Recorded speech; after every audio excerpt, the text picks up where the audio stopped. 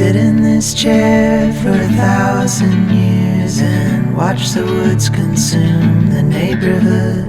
Watch the ambitions come and go, surround me and engulf me. We could ditch the TV and spend a little more time reading books and singing songs on the porch. Sit here watching the daylight wane, leaving little trace and even less memory. I just want to be still. I just want to be still. Sometimes I wonder if I'll ever be free of these things that are weighing heavy on me, that keep me from doing or going on knowing the sun comes up, I go back to sleep. In our so-called liberation of self, we have only bound the shackles more tightly. Free up your mind and start thinking a good thought. Oh, hey folks, welcome to another little video. Hope you're really well. And this might be a nice little spot to just introduce today's ride. So I'll just get the other side of this gate and I'll show you where we're going today. It's off that way.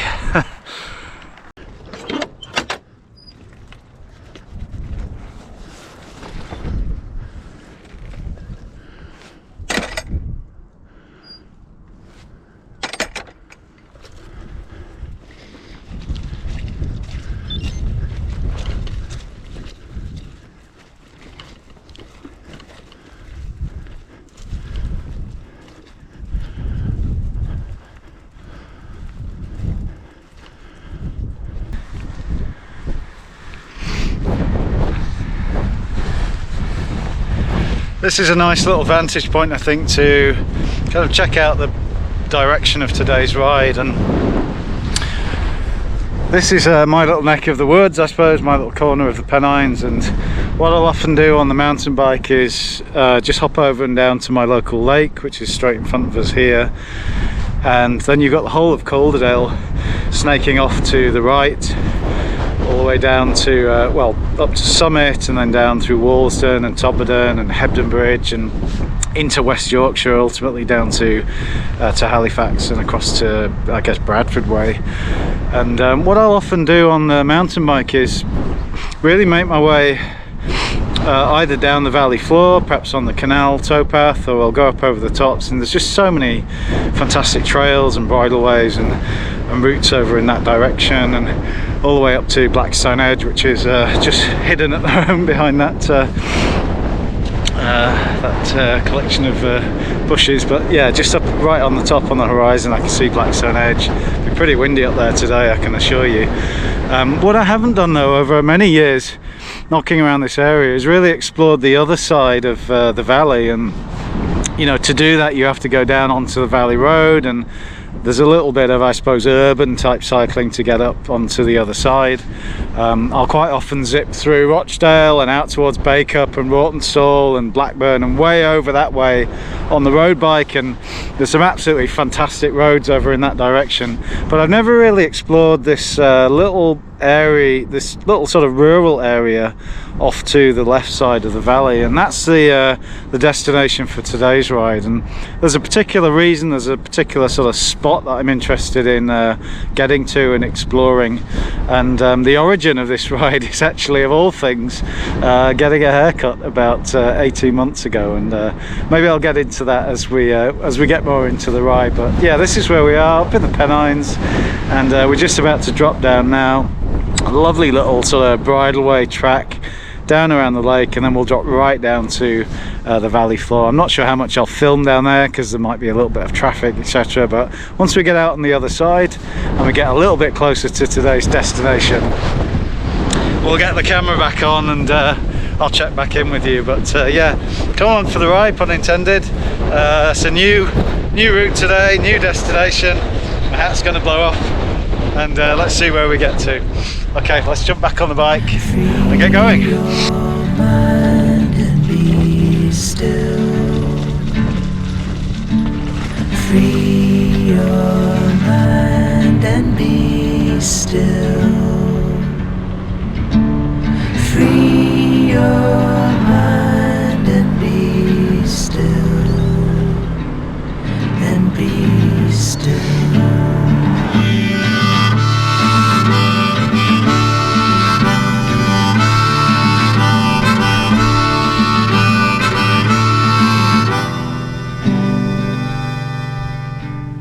Time has brought us up to this point. It will carry us far beyond it until we are nothing. Sometimes I feel like we're just words on a page.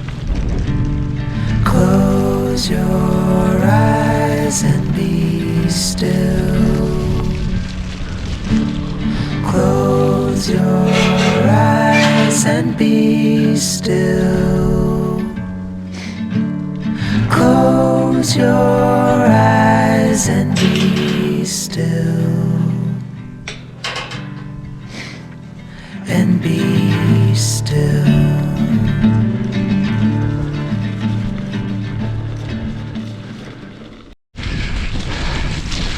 So the destination for today's ride is a bit of a strange one, and I'm sat in my local barber shop down in the village getting my hair cut and listening to these two old guys talk about when during a heat wave a particular reservoir dries up, it reveals this sunken village that is otherwise completely covered and completely submerged by the reservoir. And I was kind of sitting listening to this thinking, oh my god, have we got some kind of Atlantis in Calderdale? Oh, what is this and where is it, which reservoir? If you know the Pennines and the Calder Valley, it's absolutely teeming with different reservoirs. So I thought, oh, I'm going to find out which one that is, and that sounds like a great excuse for a bike ride. So fast forward a year or so and I'm on my way to what's called Watergrove Reservoir, and what used to be, till the 1930s, Watergrove Village.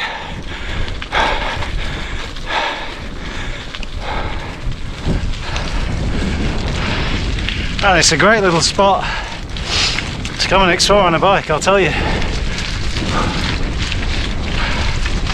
Anyway, see if we can see the reservoir shortly.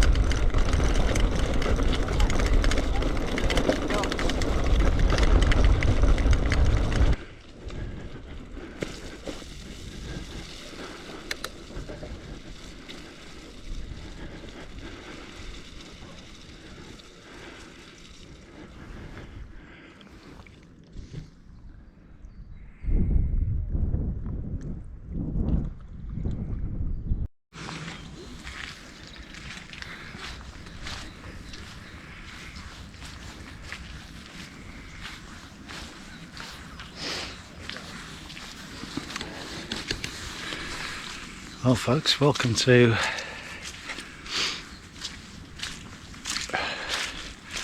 what 90 odd years ago was Watergrove Village.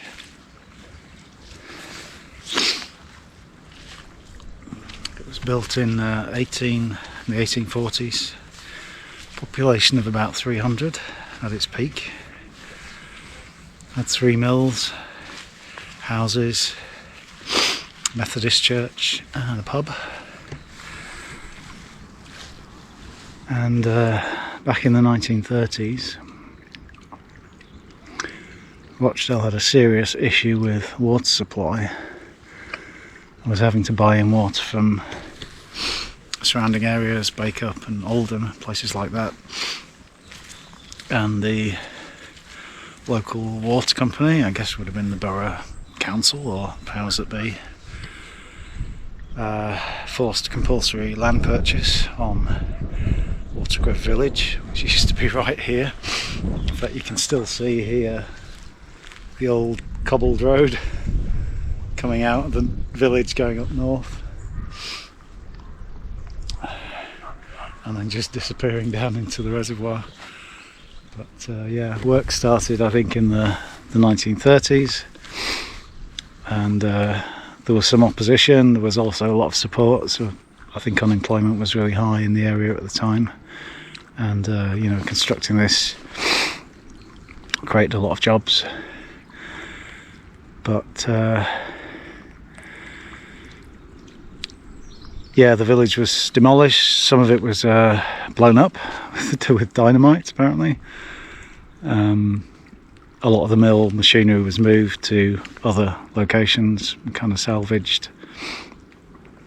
And then the whole area was submerged for the creation of this reservoir, which I think is still one of the main feeder reservoirs for the Rochdale area.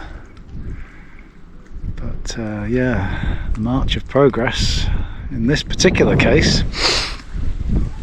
involved completely burying a thriving local village. And they even got rid of a lot of the surrounding farms in the area, which I think dated back to very, very early 18th century or late 17th century. So quite the change. And I think dotted around somewhere, I'm not sure if I'll be able to find them because I don't know the area, are some date stones from some of the original buildings, and some of the old like warp or weft drying stones from the cottages and the mills in the area. So I'm going to have a little zip round the reservoir and see if I can find anything of interest. If I can, I'll show you. But yeah, any excuse for a bike ride really. Cool little spot though, and great little route over the tops from Littleborough. Oh, right, let's go.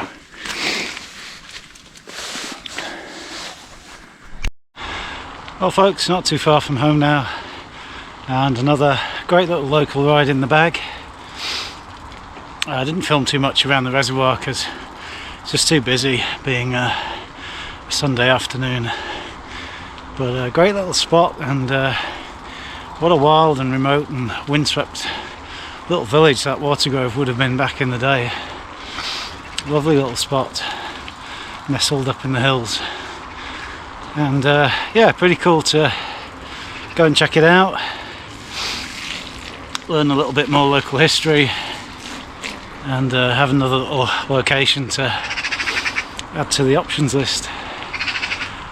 Anyway, thanks so much for watching, and follow along to the end if you've made it this far in the little video, and please consider liking and subscribing if you'd be so kind. It really helps me out and I really appreciate it. Otherwise, as with all cyclists in the UK at the moment, we're just biding our time until the weather improves and get a break in the work, a chance to get out and do some longer rides. They are coming soon, and this is the first ride this year where I've been able to take the gloves off. Spring is definitely on the way, and I for one can't wait. So yeah, stay safe, take care, and happy cycling. I'll see you on the next one. Bye for now.